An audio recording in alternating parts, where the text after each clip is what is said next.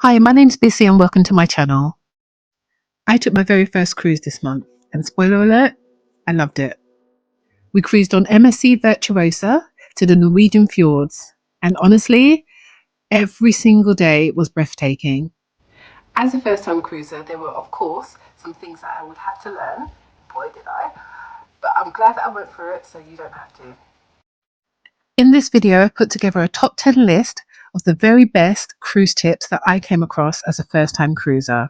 And coming very soon, I'll also have videos on what I've learned as a first time cruiser, plus what I liked and what I didn't quite love on MSC Virtuosa. So without further ado, let's have a look at my top 10 cruise tips. Okay, let's get started. So these are in no particular order, but I wanted to start first with the fact that you can get seasickness tablets on the ship any time of the day or night. Now, I don't know if it was arrogance or maybe I was just naive, but I've never been seasick in my life. And to be fair, I wasn't nauseous on this trip. So I started to feel, I would say, off.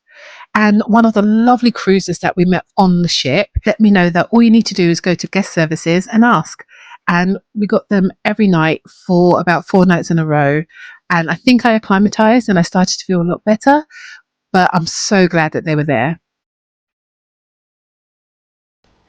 The second is that on every deck there's a trolley every so often. So I didn't count the number of doors between each trolley, but every so often there's a trolley. And on this trolley there are extra towels, teas, coffee, milk, sugar, glasses, most things that you would need. There was also a larger trolley towards the end where the lifts were, and there was a bin, so if you were carrying things on the way out or even on the way back to your cabin, you could always throw them in the trash there. And it was recycling, and I love to see that. So on the last night of the cruise, if you like, you can leave your luggage outside by a certain time. On our ship it was 11 o'clock that evening, and so all of the hangers in the wardrobe were empty. And as I said, the ship was rocking, so it was making a little bit of noise, and there was a handy tip where if you just put some towels over the hangers, it just stops them clanging together. And that was perfect for us. We could get a really good night's sleep on our last night. Now, I would say one of the biggest surprises that we had was how many friends we made on the cruise. And that started in the line at embarkation. And I would say, if anyone looks friendly, go and say hello. We had so many people come and say hello to us, and we also did the same. There was a couple at dinner who we spent most evenings with as well. A lot of solo cruisers who were just so friendly, so insightful. They'd done so many cruises and they helped us so much. It just made the trip even better.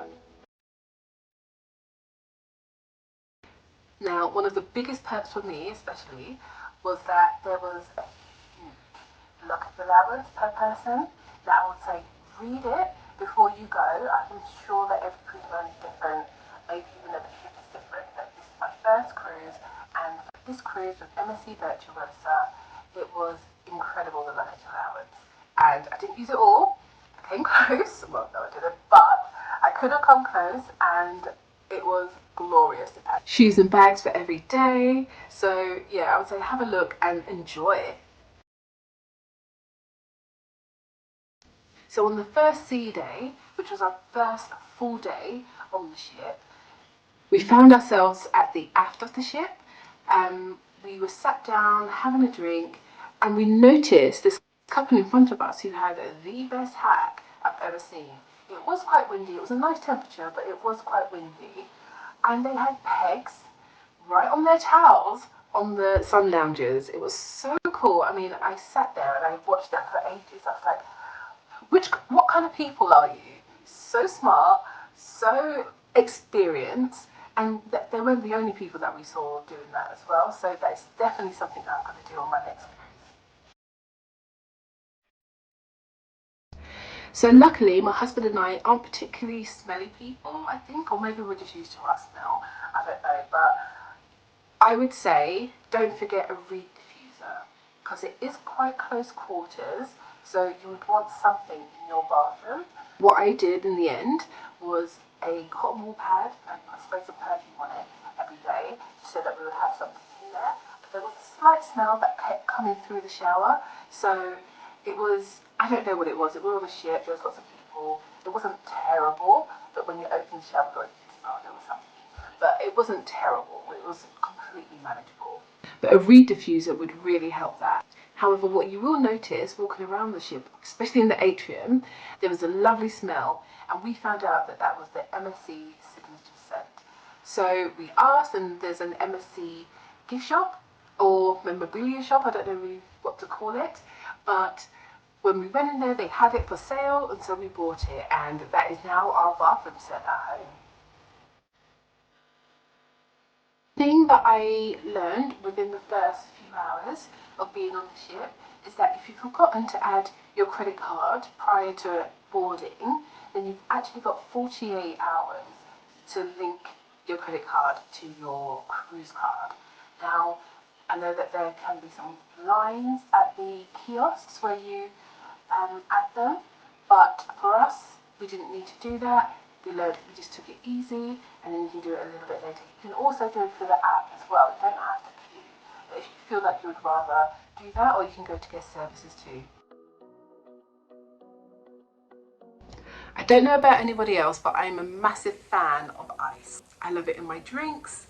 I will eat it by itself, and I would say I'm a little bit of an ice connoisseur. Maybe, I don't know.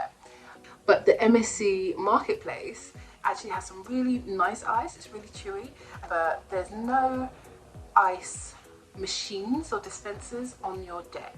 So you do need to ask your cabin steward to go and get that for you if you like ice in your room. Now, there are all sorts of fun, exciting activities that happen, but some of our favourites were the theme parties. Now, I was prepared for the gala night, I was prepared for the white night, but what I wasn't prepared for were all the other nights. I don't know why or how I didn't see this, but I'm telling you so you don't miss it.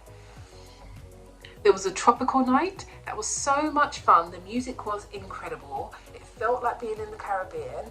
I wish so much that I'd known about this, and I would have bought a really nice dress, I'm sure, but it was fun anyway. I didn't feel left out. There was also a 60s, 70s, 80s night, I believe it was called. That was really good fun too. If you just want to people watch, then I would say go ahead, go and have a look, go and join in if you like, but it is really good fun, and come prepared with outfits as well.